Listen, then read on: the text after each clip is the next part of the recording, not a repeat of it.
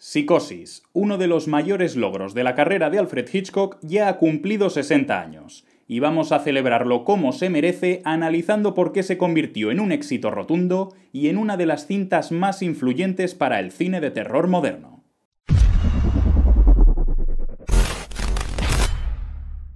Todos los que hemos disfrutado alguna vez de Psicosis tenemos grabado a fuego el asesinato de Marion en la ducha, pero esta obra maestra va mucho más allá de esos 3 minutos, empezando por un proceso de creación casi tan apasionante como el resultado final. A pesar de su asombrosa capacidad para enlazar proyectos, Alfred Hitchcock no tuvo ni idea de cuál sería su próxima película hasta que no finalizó el rodaje de Con la muerte en los talones. Corría el año 1959, y en uno de sus viajes a Inglaterra, el maestro del suspense se topó con un ejemplar de Psicosis de Robert Bloch. Después de haber leído días atrás una crítica muy positiva sobre el libro, que le impulsó a pedir inmediatamente a Paramount que comprasen los derechos, Hitch se hizo con la novela en el aeropuerto, la devoró y tras terminarla llamó a su asistente sin pensárselo 2 veces. Ya tenía nuevo largometraje en marcha.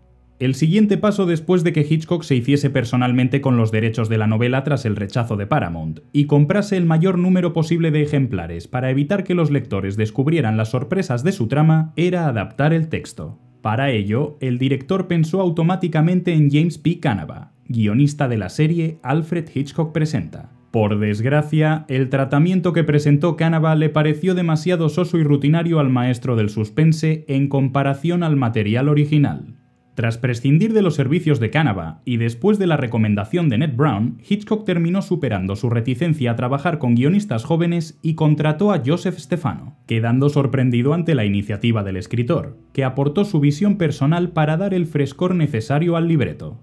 Entre ambos llegaron a la conclusión de centrar el punto de partida de la historia sobre el personaje de Marion y sus dilemas morales. Todo ello para desviar la atención de Norman Bates y hacer aún más impactante su asesinato prematuro y el cambio de protagonista. Además, Stefano sentía una especial animadversión hacia el Norman de la novela. Un hombre de mediana edad, calvo, con sobrepeso, gafas de culo de vaso, problemas con la bebida y una extraña atracción por el ocultismo y la pornografía. Cuando Marion muere, la empatía del espectador debe dirigirse hacia este personaje, así que se dibujó a un Bates joven, guapo, vulnerable y con un aire lacónico que atrajo inmediatamente a la mente de Hitchcock el nombre de Anthony Perkins. Según explicó el guionista al intérprete para que comprendiese a Norman, si Bates fuese un cuadro, lo habría pintado Hopper. El nombre de Janet Leigh también surgió relativamente pronto. Hitchcock no creía que nadie fuese a aceptar que asesinaran a su personaje tan rápido, pero la actriz accedió después de leer la novela y sin haber hojeado tan siquiera el guión, únicamente por poder trabajar con el director y por lo que éste podía hacer con el material original. En lo que respecta a Vera Miles, la actriz aún tenía un contrato pendiente con Hitchcock. Debía haber coprotagonizado Vértigo, pero decidió quedarse embarazada, lo cual enfadó mucho al director. Por suerte, Psicosis sirvió para saldar su deuda pendiente. Con el guión y el reparto cerrados, era hora de ponerse manos a la obra con la producción. Hitchcock tenía muy claro que Psicosis no podía rodarse en color, ya que sería demasiado sangrienta y explícita, que quería hacerla lo más barata y simple posible, y que utilizaría su equipo de televisión de Alfred Hitchcock Presenta para ello bajo la siguiente premisa. ¿Qué ocurriría si un buen director hiciese una película de bajo presupuesto? Como era de esperar, a la gente de Paramount no le hizo demasiada gracia la idea. El bueno de Hitch estaba en la recta final de su contrato con el estudio y ya tenía medio pie en Universal, así que Psicosis se convirtió en una especie de monstruo de Frankenstein cinematográfico. Fue una producción independiente de Shamley Productions, propiedad de Alfred Hitchcock. Se rodó íntegramente en Universal Studios, a excepción de la escena del concesionario, que es una localización real, y se distribuyó por Paramount Pictures como la última obligación contractual del director con la compañía. Con todos los acuerdos firmados y el camino a seguir claro, Psicosis se rodó utilizando la primera versión del guión entre el 11 de noviembre de 1959 y el 1 de febrero de 1960, con un presupuesto de $800.000 y bajo el más absoluto secretismo. Hitchcock debía asegurarse de que no se desvelara ningún detalle de la trama, y se prohibieron las visitas al set de rodaje, se lanzaron rumores falsos sobre qué actriz interpretaba a la madre de Norman, e incluso se publicaron anuncios de casting falsos para cubrir el papel. Además, se obligó a que el reparto no diese entrevistas con diferentes medios y se anularon los pases para prensa y crítica cinematográfica. Unas restricciones que funcionaron especialmente bien porque el estreno fue un auténtico bombazo. Si la concepción y el desarrollo de Psicosis ya están a la altura de su legado, la estrategia promocional que diseñaron Alfred Hitchcock y Paramount de cara a su estreno fue para quitarse el sombrero. Técnicas publicitarias propias de la actualidad hace 6 décadas. Psicosis se estrenó en Estados Unidos a principio del verano de 1960, y la respuesta de la crítica frente al largometraje fue demoledora. Dicen las malas lenguas que haber tenido que ver la película en pases con público normal influyó negativamente en las reseñas, que situaron al thriller muy por debajo del resto de obras de Alfred Hitchcock, atacando su bajo presupuesto y su cadencia, y llegando incluso a catalogarla como un capítulo de una serie de televisión alargado hasta las 2 horas. En la otra cara de la moneda, y esto era lo verdaderamente importante para Hitch, se encuentra un público que adoró la película. Psicosis batió récords de taquilla en países como Japón, Francia, Estados Unidos o el Reino Unido, donde las colas de espectadores se agolpaban en la entrada de los cines sesión tras sesión, atraídos por el fenómeno boca a oreja y por una campaña promocional brillante.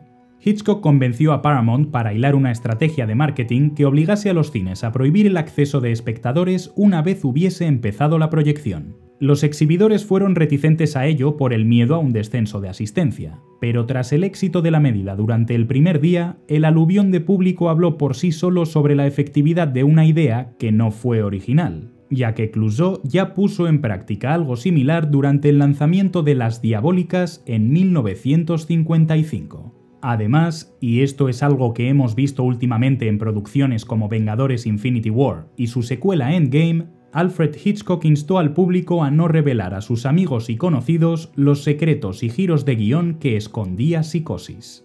El resultado de todo esto, además de en una recaudación que sumó $32 millones en su estreno original norteamericano, se tradujo en una experiencia cinematográfica que muchos asociamos a festivales de cine de género, con el patio de butacas reaccionando al unísono, gritando, comentando en voz alta y dando indicaciones a los personajes para evitar sus funestos destinos. Cine en estado puro. Pero Psicosis fue y es mucho más que una simple campaña publicitaria. Si el clásico de Alfred Hitchcock funcionó tan bien, fue gracias a su brillante tratamiento, al modo en que rompió esquemas en múltiples aspectos y a una estructura narrativa que debería estudiarse en todas y cada una de las escuelas de cine del planeta. Los inteligentísimos títulos de crédito de Psicosis, creados por Saul Bass, ya dejan entrever que estamos ante una obra excepcional gracias al modo en que describen y anticipan el desdoblamiento de personalidad de Norman Bates jugando con las líneas y la tipografía. Un pequeño aperitivo para un juego de espejos y engaños al espectador ya presente en la primera escena de la película, que bien podría pertenecer a un drama romántico centrado en una mujer enamorada de un hombre que deberá decidir entre ella o su esposa. Este trampantojo dramático se reafirma en la siguiente escena, ambientada en la oficina y en la que predomina un tono cómico impulsado en parte por Caroline, el personaje interpretado por Patricia Hitchcock, la hija del director. No es hasta que Marion decide robar el dinero que el tono de la película comienza a aseverarse y a derivar hacia el suspense más clasicista, llegando al funesto Motel Bates a la media hora de metraje y descubriendo que el hasta el momento entrañable y tímido Norman es un tanto rarito poco después. 3 minutos más tarde, Marion es brutalmente asesinada en la ducha de la habitación número 1. Cuando el reloj marca la hora de metraje, el coche de Marion se hunde con su cadáver dentro y el público queda huérfano de protagonista.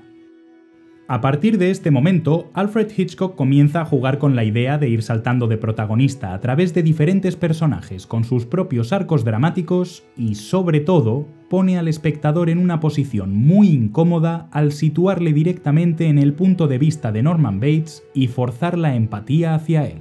Todo esto deriva en un viaje inolvidable por los rincones más oscuros del ser humano que culmina en una última gran revelación que supo impactar a pesar del tremendo shock que supuso el midpoint de la cinta.